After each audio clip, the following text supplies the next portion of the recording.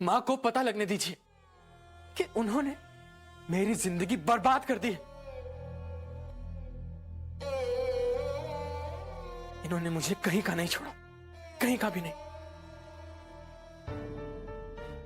मेरी personal professional मेरी सारी जिंदगी बर्बाद कर दी, सब खत्म कर दिया, सब। Everything is over.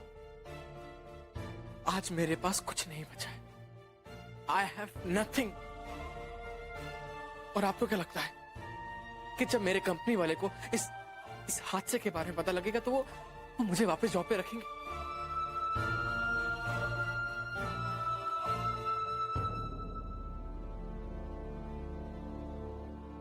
भयंकर, तुमसे कोई मिलने आया है। आइए बाहर।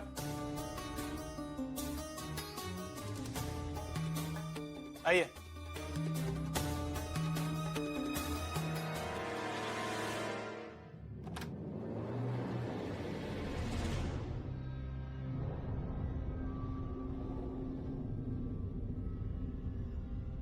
कुंचन,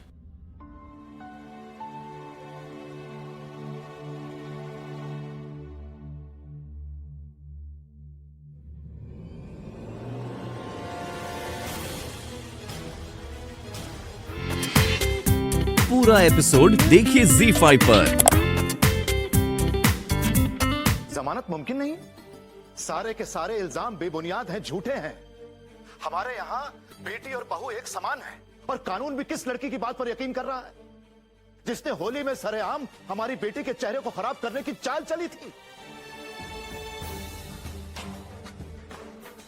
देखिए दयाल साहब, समझने की कोशिश कीजिए, ये केस बहुत पेचीदा है। मैं आपको बता दूं, ये दहेज का केस इतनी टेढ़ी खीर होता है कि इसमें सिर्फ लड़की और उसके परिवार की सुनी जाती है। और इस केस में तो लड़की के जलने का भी इंसिडेंस है। I am very sorry to say Dayal साहब, ये केस अभी लंबा चलेगा। और रहा सवाल जमानत का, तो वो अभी तो पॉसिबल नहीं लगती मुझे। वकील साहब, असली मुजरिम सरेआम बाहर घूम रहा है और हम बेगुनाहों की कोई पूछ ही नहीं है। लेकिन दयाल साहब,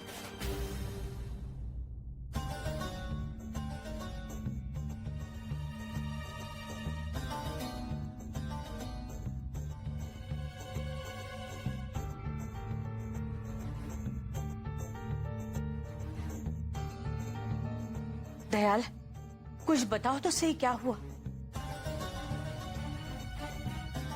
क्या कहेंगे? बताइए भी, कुछ हो सकता है कि नहीं? वकील का कहना है कि ऐसे केसेस में जमानत मिलने में बहुत मुश्किल होती है।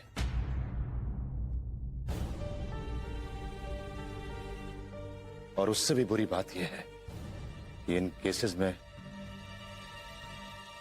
लड़की के बयान की ज्यादा अहमियत होती है।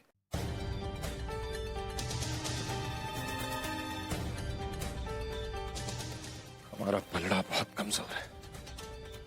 यानी कि अब कोई रास्ता नहीं है? जो भी कर सकती है शैली,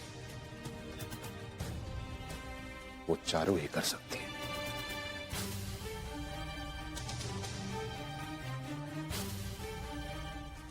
चारू? कैसे भाई साहब? अगर वो अपनी शिकायत वापस ले ले तो प्रभु, सीमा और मयंक छूट सकते।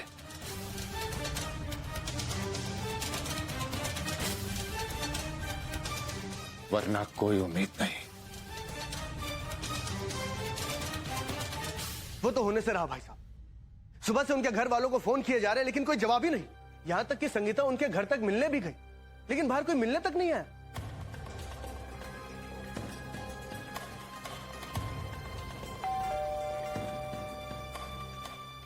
अब कौन आया इस वक्त?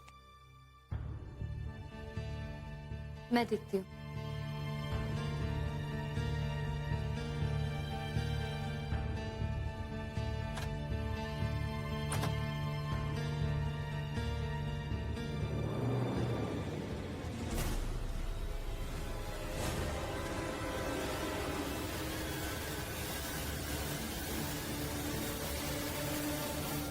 तुम?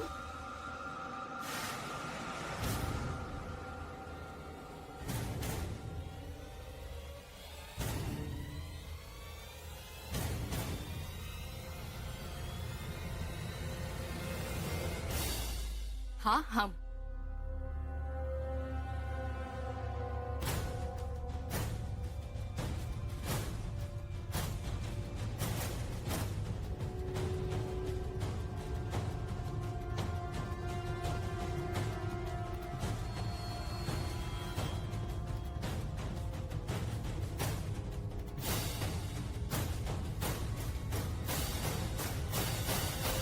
कि अगर हम आपको कुछ बताएंगे तो आप बिल्कुल सहन नहीं कर पाएंगे कि आपकी लाडली बेटी के साथ ऐसा सलूक हो रहा था। चारू, इतना सब कुछ हो गया क्या मयंक को किसी ने कुछ नहीं कहा? नहीं पापा, मयंक जी से किसी ने कुछ नहीं कहा, ना ही उन्हें कुछ समझाया। मयंक जी किसी की नहीं सुनते, बस अपनी मर्जी की चीजें करते हैं। और देखिए ना, सबकी आंखों के सामने उनका उस गुंजन से चक्कर चल रहा है।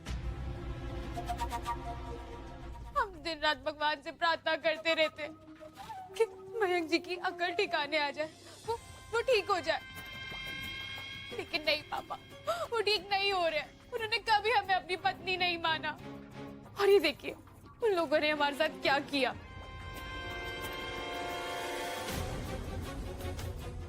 वो तो भगवान का आशीर्वाद था कि हमारी जान बच गई। नहीं तो आप उनके इरादे जानते ही है ना।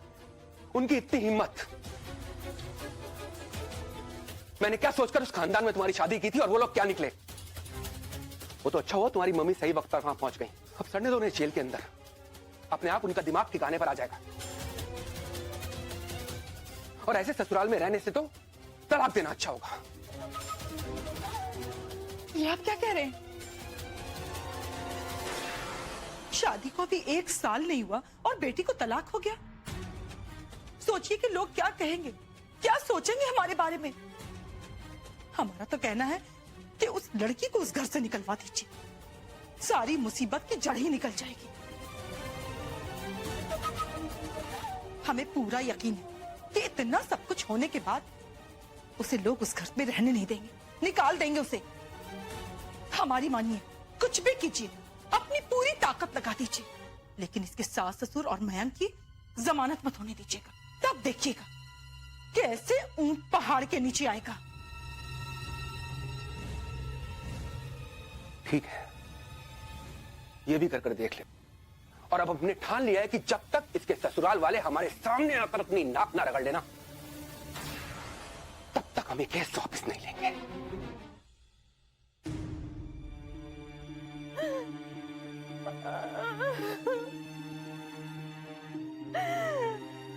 अरे बंद करो ये रोना धोना। अब पहले ही हम कम परेशान हैं, तो तुम्हारा ये रोना भी सुने। क्या है ये? क्यों चिल्ला रहे हो सब? सॉरी।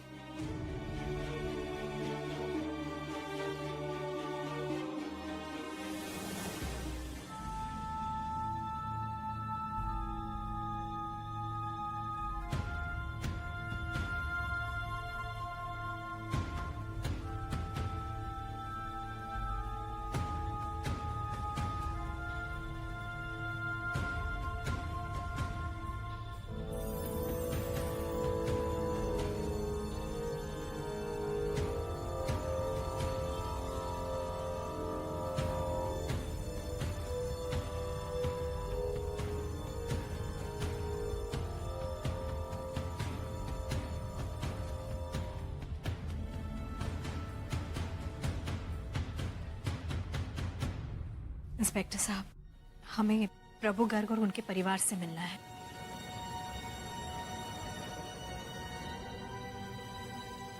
जाइए, मिल लीजिए।